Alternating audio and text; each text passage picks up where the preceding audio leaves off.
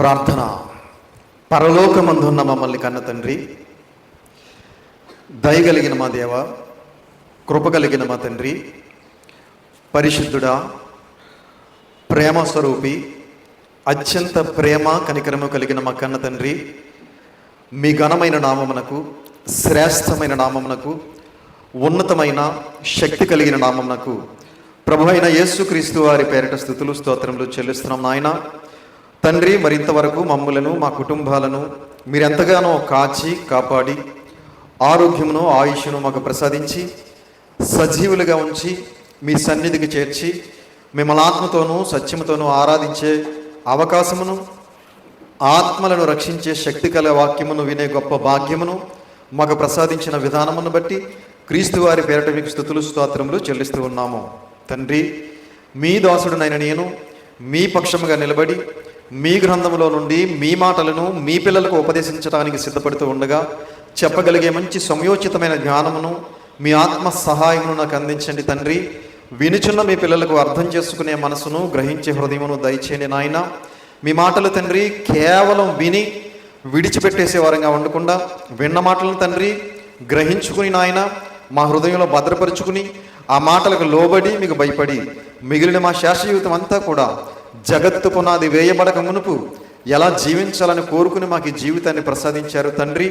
అలా మేమందరము కూడా తండ్రి పరిశుద్ధులముగా, పవిత్రులముగా, యథార్థవంతులుగా, నీతిమంతులుగా సమస్త ప్రవర్తన యందు పరిశుద్ధత కలిగి జీవిస్తూ మీరిచ్చే పరలోక రాజ్యానికి చేరుకోవటానికి కృప చూపించమని, దయ చూపించమని, మీ కృపలో మమ్మల్ని అందరినీ కూడా భద్రపరిచి కాచి కాపాడమని, సమస్త మహిమ, ఘనత, ప్రభావములు మీరు మాత్రమే పొందుకోమని దయచేసి ఈ చిన్న ప్రార్థన మీ పాద సన్నిధికి చేర్చుకుని తగిన సహాయమును మాకు అందరికీ అందించమని మీ ప్రియకుమారుడు, మా ప్రియరక్షకుడైన యేసుక్రీస్తు వారి పేరిట చిన్న ప్రార్థన అడిగి వేడుకొంచున్నాము తండ్రి. ఆమేన్.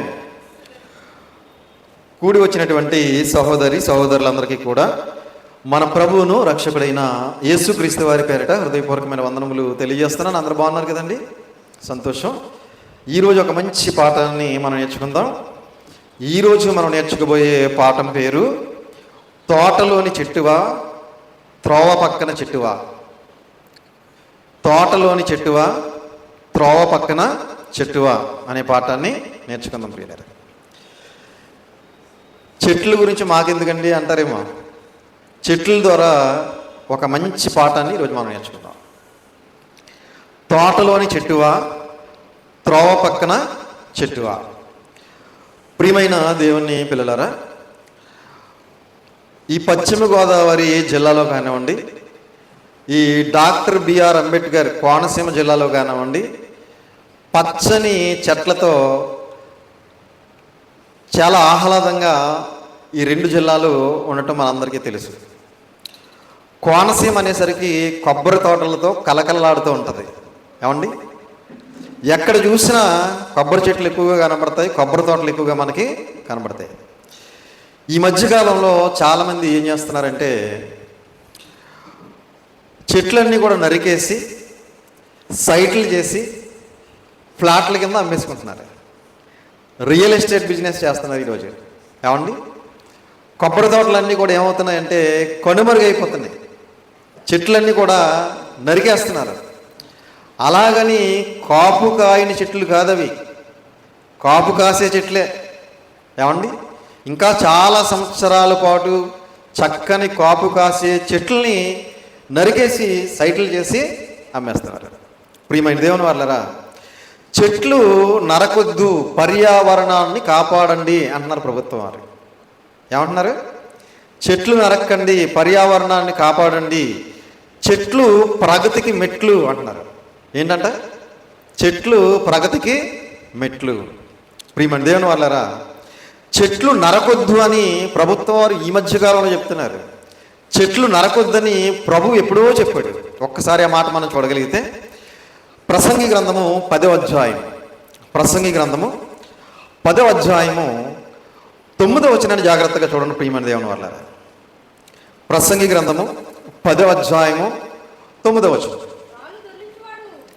రాళ్ళు దొర్లించివాడు వాటి చేత గాయమునందును, చెట్లు నరుకువాడు దాని వలన అపాయము తెచ్చుకొనును.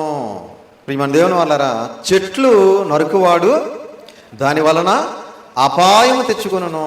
చెట్లన్నీ నరికేశారనుకోండి, మనందరి ఆరోగ్యాలు పాడైపోతాయి. ఎందుకంటే కార్బన్ డైఆక్సైడ్ని తీసుకుని మనందరికి ఏమిస్తుంది? ఆక్సిజన్ ఇస్తుంది. అవునా? ఈ చెట్లన్నీ కూడా నరికేశారనుకోండి, అప్పుడు మన ఆరోగ్యాలన్నీ ఏమైపోతాయి? పాడైపోతాయి. కార్బన్ డైఆక్సైడ్ తీసుకుంటుంది, అంటే చెడు గాలిని తీసుకుని మనకి ఏ గాలి ఇస్తుంది? మంచి గాలిని ఇస్తుంది. అందుకే చెట్లు నరక్కండి అన్నారు. చెట్లు నరకటం వలన మనకి ఏమవుతుందట? వాటి వలన అపాయం. వాటి వల్ల మనకి ఏమొస్తుంది? అపాయం. అంటే మనకు అనారోగ్యం. అవునా? క్రీస్తుకు పూర్వం ఇశ్రాయేలీలు కూడా కొన్ని దేశాల మీదకి యుద్ధానికి వెళ్ళినప్పుడు వాళ్ళను కూడా చెట్లు నరకొద్దని చెప్పాడు దేవుడు. ఒకసారి ఆ మాట మనం చూడగలిగితే ద్వితీయోపదేశ కాండము 20వ అధ్యాయం, 20వ అధ్యాయము 19వ వచనం జాగ్రత్తగా చూడండి ప్రియమైన దేవుని వాళ్ళారా. 20వ అధ్యాయము 19. నీవు ఒక పురమును లోపరుచుకొనుటకు దాని మీద యుద్ధము చేయుచు అనేక దినములు ముట్టడి వేయినప్పుడు దాని చెట్లు గొడ్డల చేత పాడు చేయకూడదు. వాటి పండ్లు తినవచ్చును గాని వాటిని నరికివేయకూడదు.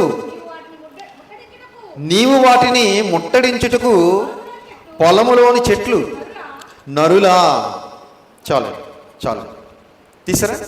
ద్వితీయోపదేశ కాండము 20వ అధ్యాయము 19వ వచనంలో దేవుడు క్రీస్తుకు పూర్వం ఇశ్రాయేలీలతో చెబుతున్నటువంటి అద్భుతమైన మాట ప్రియమైన దేవుని వాళ్ళారా. నీవు ఒక పురమును లోపరుచుకున్నటకు దాని మీద యుద్ధము చేయుచు అనేక దినములు ముట్టడి వేయినప్పుడు దాని చెట్లు గొడ్డల చేత పాడు చేయకూడదు. చెట్లు గొడ్డల చేత పాడు చేయకూడదు. వాటి పండ్లు తినవచ్చును కానీ వాటిని నరికి వేయకూడదు.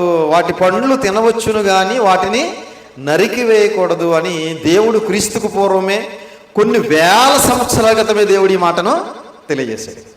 చెట్లు నరక్కండి, వాటి పండ్లు తినండి అని చెప్పాడు. ప్రియమైన దేవుని పిల్లలారా, ఈరోజు ఎక్కడ పడితే అక్కడ చెట్లు నరికేస్తున్నారు. కావండి, చాలామంది చెట్లు నరికేస్తుంటే చాలామంది చేలు కప్పెట్టేసి అందులో మళ్ళా మొక్కలు నాటుతున్నారు. కొంతమంది తోటల్లో ఉన్న చెట్లన్నీ నరికేసి సైట్లు చేసేస్తున్నారు. కొంతమంది చేలన్నీ కప్పెట్టేసి వాటిల్లో చెట్లు నాటుతున్నారు. కొంతమంది తోటలు వేస్తున్నారు, కొంతమంది తోటలు తీస్తున్నారు. అవునా? ప్రారంభంలో దేవుడు కూడా ఒక తోట వేసాడు. ఏం తోట? ఏమండి? ఏ తోట? ఏదేను తోట కాదు, ఏదేనులో ఒక తోట. ఏమండి? ఆదికాండము 2వ అధ్యాయము 8వ వచనం. ఏమండి? మనం అలవాట్లో పొరపాటుగా ఏదేను తోట అంటాం మనం. ఏమండి? ఏదేను అనే ప్రాంతంలో దేవుడు ఒక తోట వేసాడు, దాన్ని మనం ఏదేను తోట అంటాం. 2వ అధ్యాయము 8వ వచనం. ఆదికాండము 2వ అధ్యాయం 8వ వచనం. దేవుడైన యెహోవా తూర్పున ఏదేనులో ఒక తోట వేసి దానిని తాను నిర్మించిన నరుని దానిలో ఉంచెను. దేవుడైన యెహోవా తూర్పున ఏదేనులో, ఏదేను అనే ప్రాంతంలో ఒక తోట వేసి తాను నిర్మించిన మనిషిని దానిలో ఉంచెను. ఏదేను అనే ప్రాంతంలో ఒక తోట వేసాడు, దాన్ని మనం ఏదేను తోట అంటూ ఉంటాం. ఏమండి? ప్రియమైన దేవుని పిల్లరా, ఈ తోటని, ఏదేను తోటని దేవుని తోట అని కూడా రాయబడింది. ఈ ఏదేను తోట దేవుని తోట అని కూడా రాయబడింది. ఒకసారి ఆ మాట కూడా మనం చూడగలిగితే యెహెజ్కేలు గ్రంథము 28వ అధ్యాయం, యెహెజ్కేలు గ్రంథం 28వ అధ్యాయము 13వ వచనం జాగ్రత్తగా చూడండి పిల్లరా.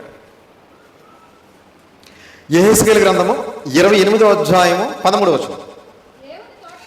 దేవుని తోటయగు ఏదేనులో నీ ఉంటివి. తీసారమ్మా అందరం? యెహెజ్కేలు గ్రంథం 28వ అధ్యాయము 13వ వచనం.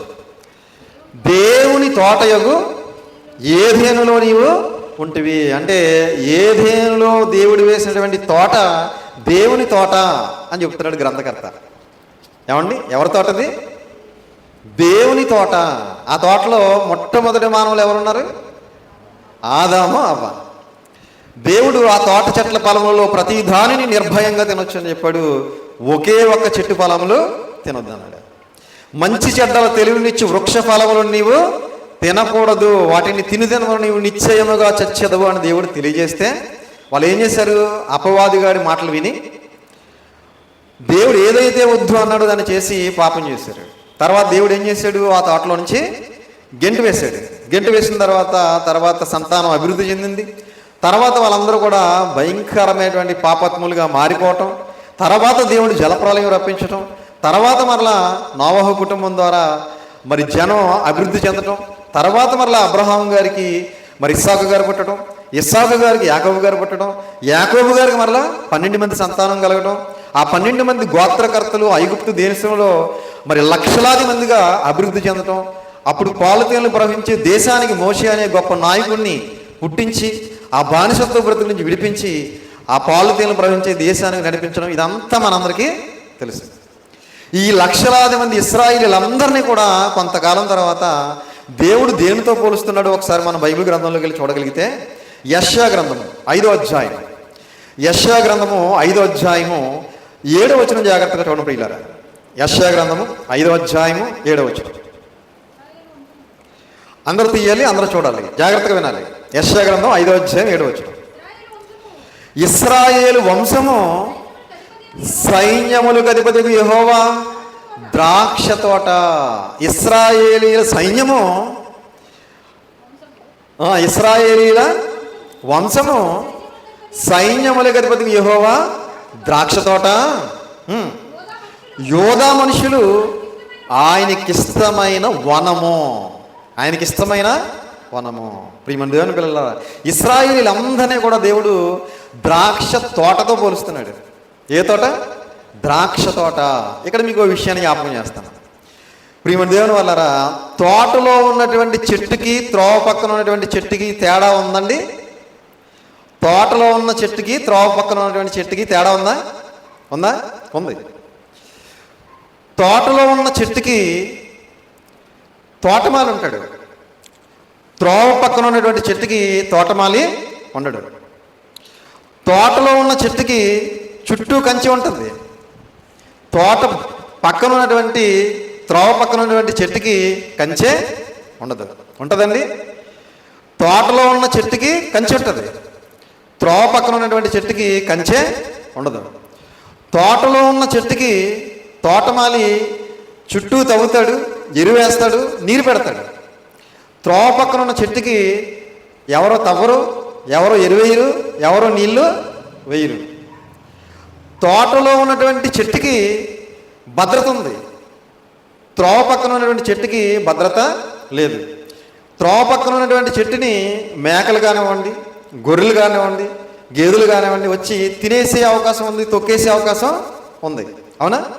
కానీ తోటలో ఉన్నటువంటి చెట్టుకి మరి గేదెలు కానీ, మేకలు కానీ, గొర్రెలు కానీ ఇవన్నీ వచ్చి తినేసే అవకాశం లేదు, తొక్కేసే అవకాశం లేదు, పాడు చేసే అవకాశం లేదు. అంటే తోటలో ఉన్నటువంటి చెట్టుకి ఏముంది? భద్రత ఉంది. తోటలో ఉన్న చెట్టు ఏపుగా ఎదుగుతుంది, దానికి మంచి మంచి ఫలాలు ఫలిస్తాయి. ఆ ఫలాలు దారిని వెళ్ళే వాళ్ళు కోయటానికి అవకాశం ఉండదు, ఎందుకంటే చుట్టూ ఏముంది? కంచె ఉంది, దానికి తోటమాలి కూడా ఉన్నాడు. తోట బయట త్రోవ పక్కన ఉన్న చెట్టు ఒకవేళ ఏదోలా ఎదిగి కాయలు కాసినప్పటికీ దానికి భద్రత లేదు. దారిని పోయే వాళ్ళు ఏం చేస్తారు? ఆ కాయలు కోసుకోవచ్చు, ఆ చెట్టుని అవసరమైతే నరికేయచ్చు, కలపగానో దేనికో దానికి నరికేయచ్చు. కానీ తోటలో ఉన్న చెట్టుకి మాత్రం ఏమండి ఆ కాయలు ఎవరో కోయలేరు, ఆ చెట్టుని ఎవరో నరకలేరు. ఎందుకంటే తోటలో ఉన్న చెట్టుకి ఏముంది? భద్రత ఉంది. తోట బయట ఉన్నటువంటి త్రోవ పక్కన ఉన్నటువంటి చెట్టుకి భద్రత లేదు.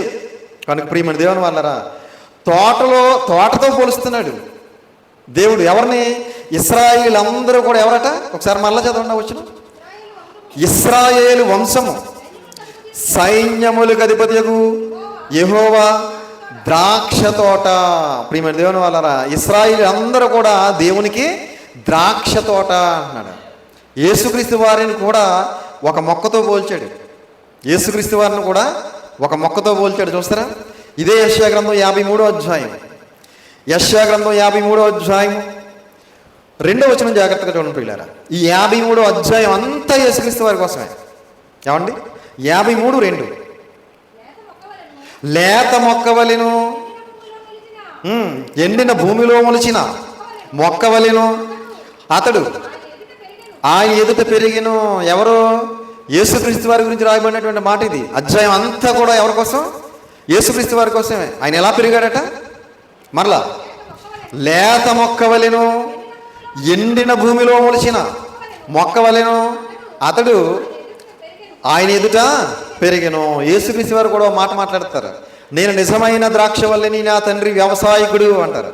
యోహాను సువార్త 15వ అధ్యాయం 1వ వచనంలో నేను నిజమైన ద్రాక్ష వల్లని నా తండ్రి వ్యవసాయకుడు అన్నాడు. కనుక ప్రియమైన దేవుని పిల్లరా, అంటే యేసుక్రీస్తు వారిని కూడా దేంతో పోల్చాడు? మొక్కతో పోల్చాడు. ప్రియమైన దేవుని వాళ్ళరా, కొంతకాలం తర్వాత దేవుడు ఏమంటే ఇశ్రాయేలు అందరూ ఒక తోట అన్నాడు కదా.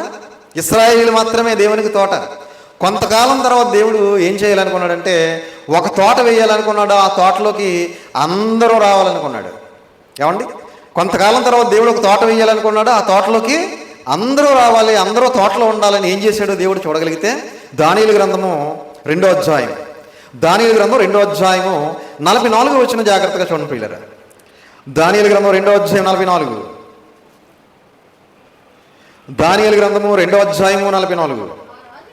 ఆ రాజుల కాలములలో పరలోకమందున్న దేవుడు ఒక రాజ్యము స్థాపించును, దానికి ఎన్నటికి నాశనము కలగదు.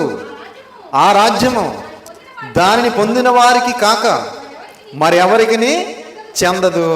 ఆ రాజుల కాలములలో దేవుడు ఒక రాజ్యమును స్థాపించును. ఏ రాజులు? ఈ ప్రపంచాన్ని 4 సామ్రాజ్యాలు పరిపాలించాయి. అవునా? బబులోను సామ్రాజ్యం, మాదియా పారసిక సామ్రాజ్యం, గ్రీకు సామ్రాజ్యం, రోమా సామ్రాజ్యం. ఏమండి? ఆ రాజుల కాలంలో దేవుడు ఒక రాజ్యమును స్థాపించును, దానికి ఎన్నటికి నాశనము కలగదు.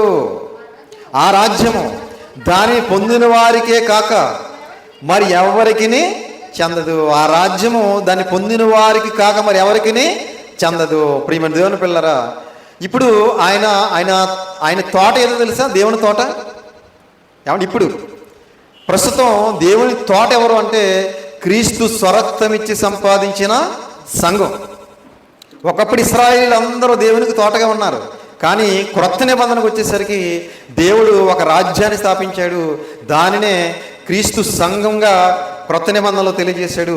ఇప్పుడు దేవుని యొక్క తోట ఏదయ్యా అంటే క్రీస్తు స్వరక్తమిచ్చి సంపాదించిన సంఘం. ఆ సంఘంలోనికి అందరూ రావాలి, అందరూ నాటబడాలి, అందులో అందరూ పెరగాలి అని దేవుడు కోరుకుంటున్నాడు. యేసుక్రీస్తు వారి ద్వారా ఆహ్వానాన్ని కూడా పలికాడు. ఒకసారి ఆ మాట మనం చూడగలిగితే మత్తయి గారు రాసినటువంటి సువార్త 11వ అధ్యాయం, మత్తయి గారు రాసినటువంటి సువార్త 11వ అధ్యాయము 28వ వచనం జాగ్రత్తగా చూడండి ప్రియమైన దేవుని వాళ్ళారా. మత్తయి గారు రాసినటువంటి సువార్త 11వ అధ్యాయం 28. ప్రయాసపడి భారము మోసుకొనుచున్న సమస్త జనులారా నా యొద్దకు రండి, నేను మీకు విశ్రాంతి కలగజేతును. చాలండి. ప్రయాసపడి భారం మోసుకొనుచున్న సమస్త జనులారా నా యొద్దకు రండి, నేను మీకు విశ్రాంతి కలగజేస్తున్నాను. అంటే ప్రపంచ ప్రజలందరినీ కూడా దేవుడు ఏర్పాటు చేసినటువంటి ఆయన తోటలోనికి ఆహ్వానిస్తున్నాడు, ఆయన రాజ్యంలోనికి ఆహ్వానిస్తున్నాడు, క్రీస్తు స్వరక్తం ఇచ్చి సంపాదించిన సంఘంలోనికి ఆహ్వానిస్తున్నాడు. ఆయన తోటలోకి మనలందరినీ కూడా యేసుక్రీస్తు వారి ద్వారా పిలిచాడు, అలాగే అపోస్తుల ద్వారా కూడా పిలిచాడు. ప్రియమైన దేవుని వాళ్ళారా, మనం అందరం కూడా లోకంలో పాపంలో ఉన్నాం, ఒకప్పుడు భ్రష్టత్వంలో ఉన్నాం, దుష్టత్వంలో ఉన్నాం, మతతత్వంతో ఉన్నాం, కులతత్వంతో ఉన్నాం, ప్రాంతీయ తత్వంతో ఉన్నాం, పార్టీ తత్వాలతో ఉన్నాం, మూర్ఖత్వంతో ఉన్నాం, కామత్వంతో ఉన్నాం, భయంకరమైన తత్వాలతో లోకంలో పాపంలో భయంకరమైన భ్రష్టులుగా దుష్టత్వంలో భ్రష్టత్వంలో బ్రతుకుతున్న మనల్ని ఆయన సంఘంలోనికి మనల్ని ఆహ్వానించి సంఘంలో మనల్ని ఒక మొక్కగా ఒక చెట్టుగా నాటాడు మనల్ని దేవుడు. ఏమండి? ఆయన నాటాడే మనల్ని అందరినీ నాటాడు. నాటబడిన మొక్కలు కూడా కొన్ని ఉన్నాయి. ఏమండి? ఆయన మనల్ని నాటాడు లేదో చూస్తారు ఒకసారి. కొలసీలకు రాసిన పత్రిక 1వ అధ్యాయం 13వ వచనం. కొలసీలకు రాసిన పత్రిక 1వ అధ్యాయం 13వ వచనం చూడండి. కొలసీలకు రాసిన పత్రిక 1వ అధ్యాయం 13. ఆయన మనలను అంధకార సంబంధమైన అధికారములో నుండి విడుదల చేసి తాను ప్రేమించిన తన కుమారుని యొక్క రాజ్య నివాసులనుగా చేసెను. తీసారా? 1:13. అందరూ చూడాలి. కొలస్సీలకు రాసిన పత్రిక 1:13. ఆయన మనలను అంధకార సంబంధమైన అధికారములో నుండి విడుదల చేసి తాను ప్రేమించిన తన కుమారుని యొక్క రాజ్య నివాసులుగా చేసెను. అంటే ఆయన సంఘంలో ఒక మొక్కగా, ఒక చెట్టుగా మనల్ని ఏం చేశాడు? నాటాడు. త్రోవ పక్కన భద్రత లేకుండా ఉన్న మనల్ని, దారి తెన్ను లేకుండా ఉన్నటువంటి మనల్ని, దిక్కుముక్కు లేకుండా ఉన్నటువంటి మనల్ని, దేశదిమ్మరుగా తిరుగుతున్నటువంటి మనల్ని, భ్రష్టత్వంలో, దుష్టత్వంలో, మూర్ఖత్వంలో, భయంకరమైన తత్వాలతో బ్రతుకుతున్నటువంటి మనల్ని ఏం చేశాడు? ఆయన మనల్ని తీసుకొచ్చి ఆయన రాజ్యంలో ఒక మొక్కగా, ఒక చెట్టుగా నాటాడు. ఎందుకు? నువ్వు, నీ భార్య, నీ పిల్లలు, లేదా నీ భర్త, నీ పిల్లలు, నీ తల్లిదండ్రులు, నీ కుటుంబ సభ్యులందరూ కూడా ఎదగాలని, అభివృద్ధి చెందాలని దేవుడు సంఘంలో మనల్ని నాటాడు. నాటనోళ్ళు కూడా ఉన్నారు. కొంతమంది నాటకుండానే వచ్చేస్తుంటారు సంఘంలోకి. వాళ్ళు ఎవరు చూస్తారు? సరే, వాళ్ళందరినీ పెళ్ళగించేస్తారండి దేవుడు నాటబడిన వారిని. మత్తయి గారు రాసినటువంటి సువార్త 15వ అధ్యాయం, మత్తయి గారు రాసినటువంటి సువార్త 15వ అధ్యాయం 13వ వచనం చూడండి పిల్లలు. మత్తయి గారు రాసినటువంటి సువార్త 15వ అధ్యాయం 13. ఆయన నా తండ్రి నాటని ప్రతి మొక్కయు పెళ్ళగింపబడును. నా తండ్రి నాటని ప్రతి మొక్కయు పెళ్ళగింపబడును. అంటే కొంతమంది దేవుడు నాటకుండానే సంఘంలోకి వచ్చేస్తూ ఉంటారు. కొంతకాలం తర్వాత ఏమవుతారు? వెళ్ళిపోతారు. అంటే దేవుడు ఏం చేశాడు? వాళ్ళని పెళ్ళగించేసాడు. తోటమాలి కలుపు మొక్కలు ఏం చేస్తాడు? లాగి వదలు పడేస్తాడు. అవునా ప్రియమైన దేవుని పిల్లలారా? అంటే తండ్రి మనల్ని అందరినీ ఏం చేశాడంటే క్రొత్త నిబంధనలో ఆయన తోటగా ఉన్నటువంటి క్రీస్తు స్వరక్తం ఇచ్చి సంపాదించిన సంఘంలో మనల్ని కూడా నాటాడు. మనందరం కూడా ఏం చేయాలి? వాక్యంలో ఎదగాలి. మనందరం కూడా వాక్యంలో అభివృద్ధి చెందాలి.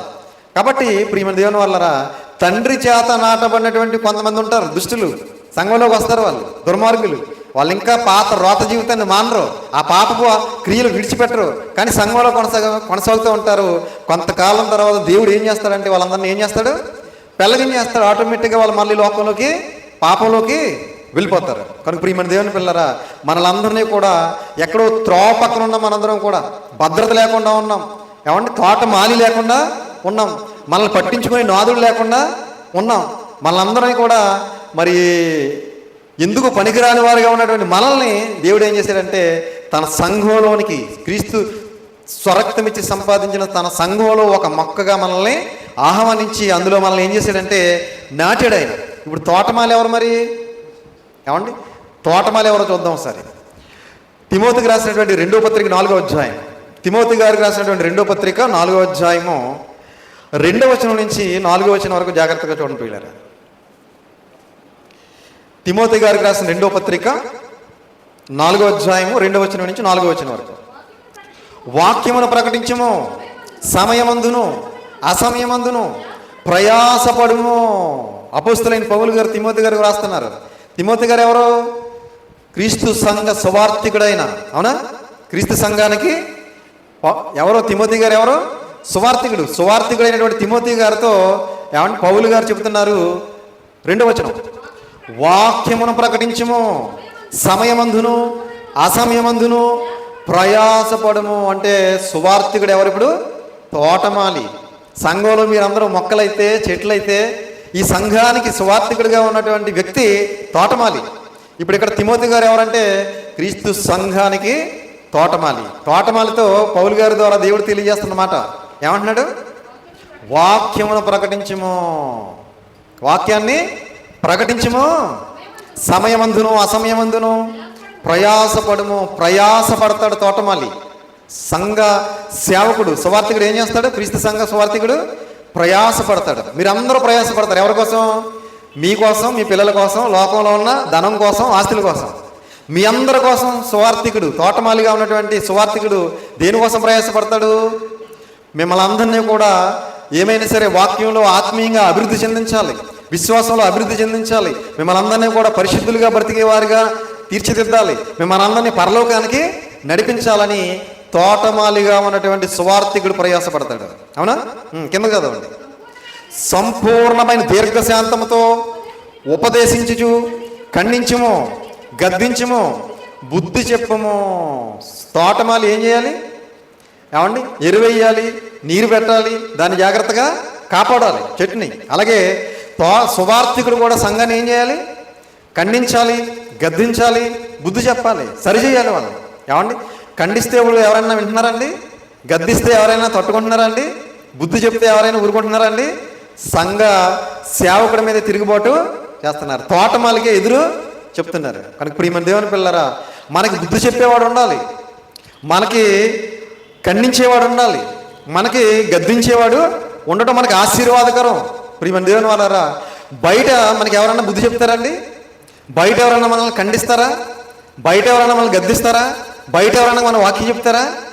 అదే నువ్వు సంఘంలో ఉంటే నీకు వాక్యం చెప్తాడు, నిన్ను ఖండిస్తాడు, నిన్ను గద్దిస్తాడు, నిన్ను సరిచేస్తాడు, నీకు బుద్ధి చెప్తాడు, నిన్నేమైనా సరే పరలోకానికి నడిపించడానికి శతవిధాల ప్రయత్నం చేస్తాడు. ఎవరో? సువార్థికుడు, తోటమాలి.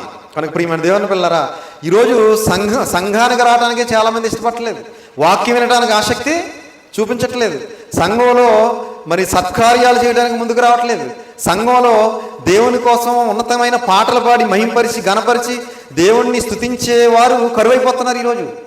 ప్రియమైన దేవుని వాళ్ళరా, కనుక సంఘ సువార్థికుడు తోటమాలిగా ఈరోజు సంఘాన్ని ఏం చేయాలి? ఏం చేస్తున్నాడు? వాక్యం చెబుతాడు, మీకోసం ప్రార్థన చేస్తాడు, మిమ్మల్ని అందరినీ కూడా చక్కగా క్రీస్తు మార్గంలో నడిపిస్తాడు, క్రీస్తు అడుగుజాడల్లో నడిపిస్తాడు, క్రీస్తుని పోలు జీవింపజేస్తాడు, క్రీస్తు రాకడ కోసం సిద్ధపాటు కలిగి ఉండేలాగా మిమ్మల్ని సరి చేస్తాడు. కాబట్టి ప్రియమైన దేవుని పిల్లరా, అదే సంఘానికి బయట ఉన్నాం అనుకోండి, మనల్ని ఎవడో పట్టించుకోడు. అవునా? సంఘానికి బయట ఉంటే మనకి ఎవడో వాక్యం చెప్పడు, సంఘంలో ఉంటే మనకు వాక్యం చెప్తారు, సంఘంలో ఉంటే మనకు భద్రత ఉంది, సంఘానికి బయట ఉంటే మనకు భద్రత లేదు. కనుక ప్రియమైన దేవుని పిల్లరా, మనం ఎక్కడ ఉండాలి ఇప్పుడు? సంఘానికి బయట ఉండాలా? సంఘానికి లోపల ఉండాలా? సంఘానికి లోపల ఉంటేనే నీకు భద్రత, సంఘానికి లోపల ఉంటేనే నీకు కాపుదల, సంఘానికి బయట ఉంటే నీకు భద్రత లేదు, కాపుదల లేదు. త్రోవ పక్కన ఉండే చెట్టుకి భద్రత లేదు, దానికి చుట్టూ కంచె ఉండదు, దాన్ని కాపలాగా కాయడానికి తోటమాలి ఉండడు. కనుక ప్రియమైన దేవుని పిల్లరా, మనందరం ఎక్కడ ఉండాలంటే సంఘంలో ఉండాలి. ఎప్పటి వరకు? చచ్చిపోయే వరకు సంఘంలోనే కొనసాగాలి. సంఘం మన కుటుంబానికంటే ఎక్కువగా మనం భావించాలి. ఎందుకంటే క్రీస్తు స్వరక్తం ఇచ్చి సంపాదించినటువంటి సంఘం అది. సాదాసీదా సామాన్యమైన మనుషులు పెట్టుకునే సంఘం కాదు ఇది. ఒలుపు కార్మికుల సంఘం ఉంది, దింపు కార్మికుల సంఘం ఉంది, అవునా, తాపి మేస్తుల సంఘం ఉంది. ఇలా ఎన్నో సంఘాలు ఉన్నాయి సమాజంలో. ఇవన్నీ ఎవరు పెట్టారు? మనుషులు పెట్టుకున్నారు. వాటి కోసం వాళ్ళు ఏమి ప్రాణం పెట్టలేదు, వాళ్ళు ఏమి రక్తం చిందించలేదు. కానీ యేసుక్రీస్తు వారు మరి స్థాపించినటువంటి సంఘం కోసం ఆయన ప్రాణమే పెట్టాడు, రక్తాన్ని చిందించాడు, చిత్రహింసలు అనుభవించాడు, ఘోరాతి ఘోరంగా రోమా ప్రభుత్వ కాలంలో భయంకరమైనటువంటి మరణాన్ని మరణించాడు. మరణించడమే కాదు, ఈ సంఘాన్ని ఏం చేస్తున్నాడో చూస్తారా? పోషిస్తున్నాడంట ఆయన వాక్యంతో. ఎపిసీలకు రాసిన పత్రిక 5వ అధ్యాయం, ఎపిసీలకు రాసిన పత్రిక 5వ అధ్యాయము 29-30 వచనాలు చూడండి. ఎపిసీలకు రాసిన పత్రిక 5వ అధ్యాయము 29-30. తన శరీరమును ద్వేషించేవాడు ఎవడును లేడు గాని ప్రతివాడును దానిని పోషించి సంరక్షించుకొని మనము క్రీస్తు శరీరమునకు అవయవములై ఉన్నాము గనుక, అలాగే క్రీస్తు కూడా సంఘమును పోషించి సంరక్షించుచున్నాడు. సంఘమును పోషించి సంరక్షించుచున్నాడు. ఎలా పోషిస్తున్నాడు? వాక్యం ద్వారా పోషిస్తున్నాడా లేదా? మనందరినీ కూడా మన తండ్రి పోషిస్తాడు, మన కుటుంబ సభ్యులందరినీ కూడా, అవునా? కానీ సంఘంలో వాక్యం ద్వారా మనల్ని పోషించేది ఎవరు అంటే సంఘ సువార్థికుడి ద్వారా యేసుక్రీస్తు వారు వాక్యం ద్వారా మనందరినీ కూడా పోషించి సంరక్షిస్తున్నాడు అంటే చూడండి ఆ పదం. సంఘమును పోషించి సంరక్షించుచున్నాడు. కనుక ప్రియమైన దేవుని పిల్లరా, సంఘాన్ని మనం ఎప్పుడు కూడా విడిచిపెట్టకూడదు. ఏమండి? సంఘాన్ని విడిచిపెట్టేస్తున్నారు ఈరోజు చాలామంది. ఏదైనా చిన్న మాట అనేసరికి ఇదిగో నా కోసమే అన్నాడు, ఈయన నన్ను ఇలాగ అన్నాడు, అలాగన్నాడు, తిట్టేశాడు అని చెప్పి చాలామంది ఏం చేస్తున్నారు? కోపగించుకుని సంఘాన్ని విడిచిపెట్టి వెళ్ళిపోతున్నారు. నీ భర్త నిన్ను తిడతాడు, భర్తను వదిలిపెట్టి వెళ్ళిపోతావా? నీ పిల్లలను కొడతావు, పిల్లలు నిన్ను వదిలిపెట్టి వెళ్ళిపోతున్నారా? లేదు కదా.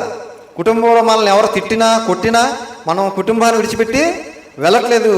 ఈ సంఘం కుటుంబం కంటే విలువైనది, కుటుంబం కంటే గొప్పది.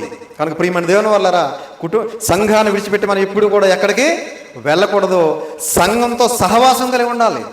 సంఘ సహవాసం చాలా ప్రాముఖ్యమైనది. మొదటి శతాబ్దంలో అపోస్తులు మరి సంఘాన్ని నడిపించినప్పుడు ఎక్కడా కూడా ఎవరో సంఘాన్ని విడిచిపెట్టి వెళ్ళలేదు ప్రియమైన దేవుని వల్లరా. కనుక మనం కూడా సంఘాన్ని ఎట్టి పరిస్థితుల్లోనూ విడిచిపెట్టకూడదు. ఎప్పటి వరకు అంటే మన ప్రాణం పోయే వరకు కూడా సంఘాన్ని విడిచిపెట్టకూడదు. అందుకే దావీదు గారు క్రీస్తుకు పూర్వం పలుకుతున్న అద్భుతమైన మాట మనం చూడగలిగితే కీర్తనల గ్రంథం 52వ అధ్యాయం, కీర్తనల గ్రంథం 52వ అధ్యాయం 8వ వచనం చూడండి.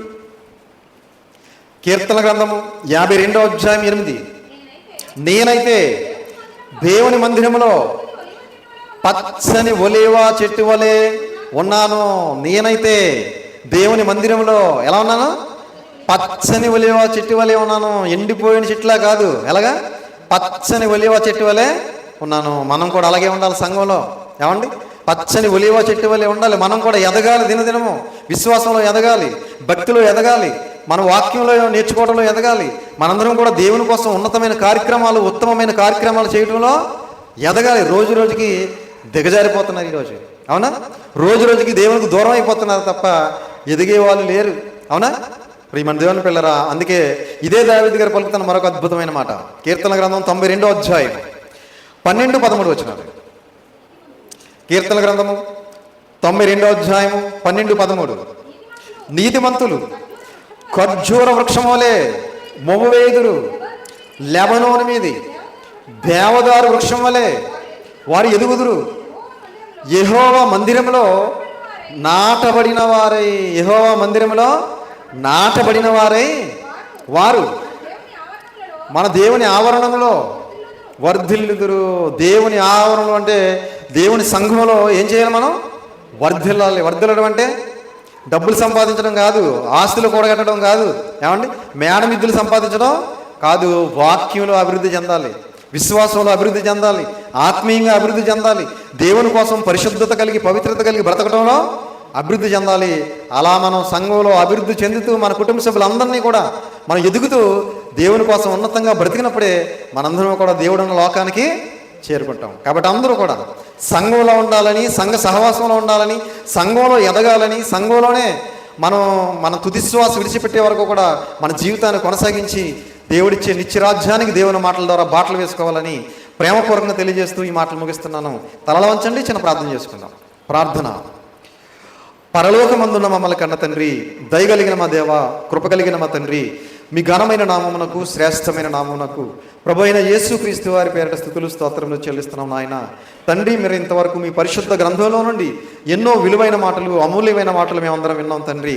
సంఘంలో ఉంటేనే మాకు భద్రతని, సంఘంలో ఉంటేనే మాకు సంరక్షణని, సంఘానికి బయట ఉంటే మాకు భద్రత లేదని, మా తుదిశ్వాస విడిచిపెట్టే వరకు కూడా సంఘాన్ని విడిచిపెట్టకూడదని, సంఘంలోనే కొనసాగాలని, సంఘం మా కుటుంబాల కంటే ఎక్కువగా మేము భావించాలని ఎన్నో మాటలు మేము విన్నాం తండ్రి. విన్న మాటలను విని విడిచిపెట్టేసేవారంగా ఉండకుండా విన్న మాటలను గ్రహించుకుని మా హృదయంలో భద్రపరుచుకుని తండ్రి, ఆ మాటలకు లోబడి మీకు భయపడి మిగిలిన మా శాశ్వత జీవితం అంతా కూడా సంఘంలో కొనసాగి మీరిచ్చే పరలోక రాజ్యానికి మేమందరం చేరుకోవడానికి సహాయం చేయమని, కృప చూపించమని దయచేసి ఈ చిన్న ప్రార్థన మీ పాద సన్నిధికి చేర్చుకుని తగిన సహాయమును సహకారమును మాకు అందరికీ అందించమని మీ ప్రియ కుమారుడు మా ప్రియ రక్షకుడైన యేసుక్రీస్తు వారి పేరిట చిన్న ప్రార్థన అడిగి వేడుకొనిచున్నాము తండ్రి. ఆమెన్. అందరికీ వందనాలు.